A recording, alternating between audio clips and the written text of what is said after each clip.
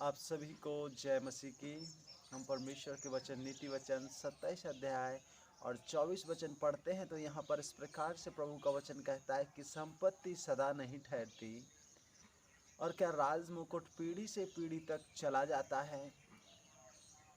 नहीं मेरे प्रिय भाई और बहनों, मैं आपको बताना चाहता हूँ इस वचन के द्वारा कि संपत्ति जो है सदा नहीं ठहरती और राज मुकुट पीढ़ी से पीढ़ी चला जाता है। जो एक मुकुट रहता है वो एक पीढ़ी से दूसरी पीढ़ी तक चला जाता है, लेकिन संपत्ति नहीं ठहरती। इसलिए जो प्रभु ने, जो ईश्वर ने हमें और आपको जो दिन दिए हैं, मैं आपको बताना चाहता हूँ कि इन दिनों को, ज़िंदगी को, इस ज़िंदगी को प्रेम से जिए। आज जो हमारा बाइबल अध्ययन का विषय है, कुछ दिन की ज़िंदगी को प्रेम से जी लो बस।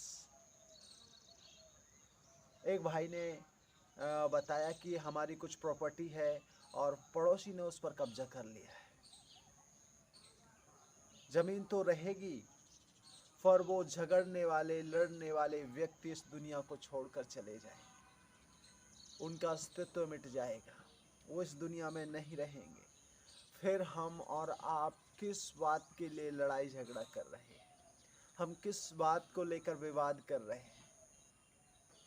इसलिए जब तक आप जिए, जब तक आप इस दुनिया में हैं, प्रेम के साथ में जिए और एक दूसरे के साथ में अच्छा व्यवहार रखें। इंसान कितना भी ज्ञान पाले या ज्ञानवान हो जाए, एजुकेटेड हो जाए, अच्छे से अच्छी पढ़ाइयाँ कर ले, डिग्रियाँ हासिल कर ले, यदि स्थायी और अस्थायी चीज़ में उसे फ़र्क ना समझ में आए तो वो एक अंगूठे छाप अनपढ़ व्यक्ति के समान है। हम, मेरे प्रिय भाइयों बहनों, मौत जो है एक हकीकत है और इससे मुकरा नहीं जा सकता, इससे कोई बच नहीं सकता। हर एक को मौत आनी है, हर एक व्यक्ति मरेगा। लेकिन जब तक आप इस दुनिया में हैं, जब तक हमें प्रेम के साथ रहना है। आप और हम जानते हैं सिकंदर बादशाह के बारे में। सिकंदर ने कई राज्यों पर, कई अपने जो देश उन पर फतह हासिल की, जीत हासिल की, और अंत में वो एक बीमारी से हार कर मर गया और जाके कब्र में सो गया। इसलिए मैं बताना चाहता हूँ कि अगर हम और आप प्रेम के साथ में जिएंगे तो यही है जो लोगों के जीवन में छाप हम छोड़ जा सकते हैं।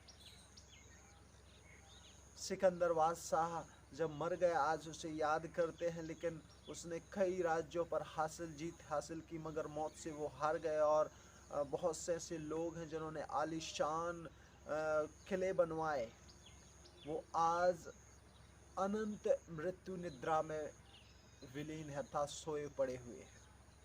वो कब्रों में सोए पड़े हुए हैं।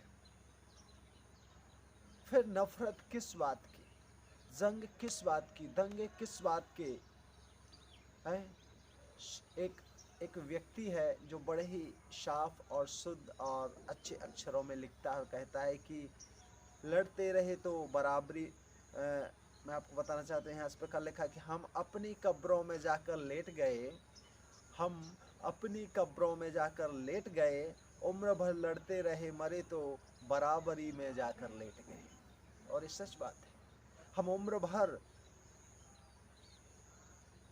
हम अपनी कब्रों में जाकर लेट गए, जब हम अपने उम्र भर हम अपने एक दूसरे से लड़ते रहे, लेकिन जब हम मरे तो चाहे वो गरीब हो चाहे अमीर हो, जाकर हम सब बराबर एक ही जगह, एक ही समानता में उस कब्रों में लेट गए। दुनिया में कुछ भी स्थायी नहीं है, कुछ दिन की सिर्फ हमारी और आपकी ज़िंदगी है। इसलिए चलो मेरे प्यारे भाई और बहनों, इस ज़िंदगी को प्रेम और मोहब्बत के साथ जी लें। कब्रिस्तान का ना तो कोई धर्म होता है, ना कोई जात होती है। एक दिन खुदा को हमें अपना मुँह दिखाना है और इंसाफ ज़रूर होगा। इसलिए मेरे प्यारे भाई और बहनों, मैं बताता हूँ कि संपत्ति सदा नहीं ठहरती, लेकिन राज मुकुट पीढ़ी दर पीढ़ी चलता रहता है। इसलिए मैं आपको बताना चाहता हूँ कि आप प्रेम के साथ में इस जीवन को जिएं। प्रभु आपको आशीष दे। God bless you.